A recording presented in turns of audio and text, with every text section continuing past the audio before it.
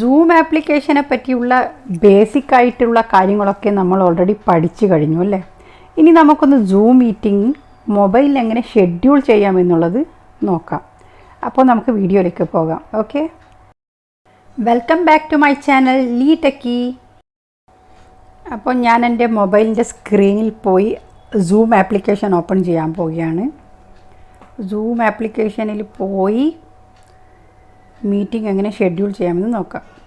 ഇവിടെ നമുക്ക് ഷെഡ്യൂൾ എന്നൊരു ടാബ് കാണാം. അവിടെ നമ്മളൊന്ന് ടാപ്പ് ചെയ്യുക. അപ്പോൾ നമുക്ക് ഇങ്ങനെ ഒരു ഇൻ്റർഫേസ് വരും. ഇവിടെയാണ് നമുക്ക് സെറ്റിങ്സ് ഒക്കെ ചെയ്യാനുള്ളത്. അപ്പോൾ അവിടെ ആ ഒരു ബ്ലിങ്ക് ചെയ്യുന്ന ആ ഒരു സ്ഥലമില്ല, അവിടെ നമ്മുടെ ആക്ച്വലി നമ്മൾ ഏത് ഇമെയിൽ ഐ ഡിയിലാണ് സൈൻ ഇൻ ആയിരിക്കുന്നത് ആ ഒരു ഇമെയിൽ ഐ ഡിയുടെ പേരിലായിരിക്കും ഈ ഒരു മീറ്റിംഗ് ക്രിയേറ്റ് ചെയ്യുക. അപ്പോൾ നമ്മളവിടെ മീറ്റിങ്ങിനുള്ള ടോപ്പിക് ടൈപ്പ് ചെയ്യാം.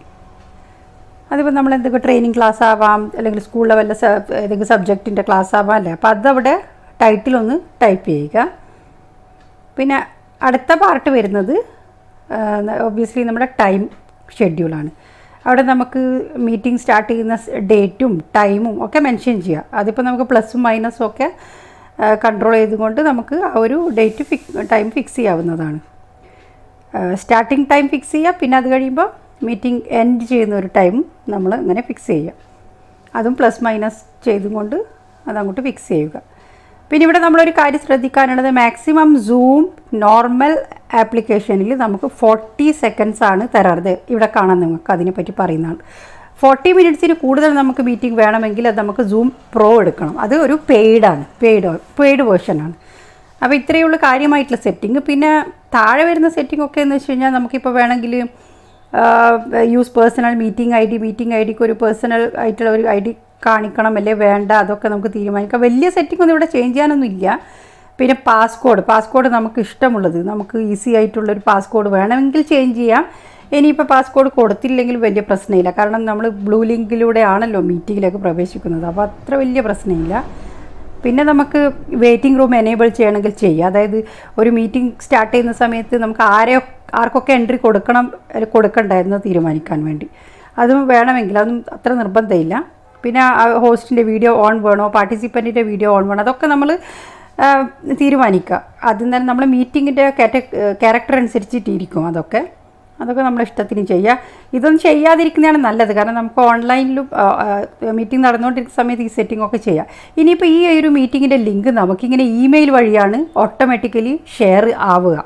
അപ്പോൾ നമുക്കിനി ഇമെയിൽ ഐ ഡിയിലൊക്കെ അയക്കാം. ഇനിയിപ്പോൾ നമുക്കതിൻ്റെ ലിങ്ക് നമുക്ക് സോഷ്യൽ മീഡിയയിലാണ് ഷെയർ ചെയ്യേണ്ടതെങ്കിൽ അവിടെ ഇൻവൈറ്റ് ബട്ടൺ കണ്ടില്ലേ, അവിടെ ഇൻവൈറ്റ് ബട്ടൺ ക്ലിക്ക് ചെയ്തുകൊണ്ട് പിന്നെ ഇവിടെ കോപ്പി ടു ക്ലിപ്പ് ബോർഡ് അത് ക്ലിക്ക് ചെയ്യുക. അത് കഴിയുമ്പോൾ നമുക്കിവിടെ ആപ്ലിക്കേഷൻസ് ഒന്നും കാണില്ല, നമ്മൾ ഓൾറെഡി കോപ്പി ചെയ്തതുണ്ടല്ലോ. അത് നമ്മൾ ഡയറക്റ്റ് സോഷ്യൽ മീഡിയയിലേക്ക് ഷെയർ ചെയ്യാനാണ് പോകുന്നത്. അല്ലാതെ ഇവിടെ വേറെ ഓപ്ഷൻ നമുക്ക് വാട്സാപ്പ് ഡയറക്റ്റ് കാണില്ല. അപ്പോൾ ഞാൻ എൻ്റെ വാട്സാപ്പ് പേഴ്സണൽ എടുത്തിരിക്കുകയാണ്. അപ്പോൾ ജസ്റ്റ് ആസ് യൂഷ്വൽ നമ്മൾ എങ്ങനെയാണ് അത് കോപ്പി പേസ്റ്റ് ചെയ്യുന്നത്, പ്രസ് ചെയ്ത് ഹോൾഡ് ചെയ്ത് കഴിഞ്ഞാൽ നമുക്കത് അവിടെ പേസ്റ്റ് ചെയ്യാവുന്നതാണ്. അപ്പോൾ ആ രീതിയിൽ ഞാനതവിടെ പേസ്റ്റ് ചെയ്തു, സെൻഡ് ചെയ്തു. അപ്പോൾ എൻ്റെ ഈ ലിങ്ക് എല്ലാവർക്കും ആർക്കൊക്കെ അയക്കേണ്ടത് അത് ഞാൻ ഷെയർ ചെയ്തു. അപ്പോൾ ഇത്രയും സിമ്പിളാണ് ഒരു മീറ്റിംഗ് ഷെഡ്യൂൾ ചെയ്യാന്നുള്ളൊരു കാര്യം. ഇത്ര വലിയ പണിയൊന്നുമില്ല. അപ്പോൾ എൻ്റെ ഈ ഒരു വീഡിയോ ഒരു ചെറിയൊരു വീഡിയോ ആണ്, നിങ്ങൾക്ക് എത്രയും പെട്ടെന്ന് മനസ്സിലാവും. അപ്പോൾ ഞാൻ വിചാരിക്കുന്നു ഈ വീഡിയോയിലൂടെ നിങ്ങൾക്ക് നല്ലൊരു നോളേജ് കിട്ടിയെന്ന് വിചാരിക്കുന്നു. അപ്പോൾ നിങ്ങളൊക്കെ ഇത് യൂസ് ചെയ്യുക.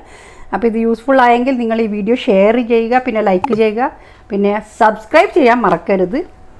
അപ്പോൾ all right, thanks for watching. കൂടെ ബെല്ലൈക്കണും കൂടെ ഒന്ന് ക്ലിക്ക് ചെയ്തേക്കണേ.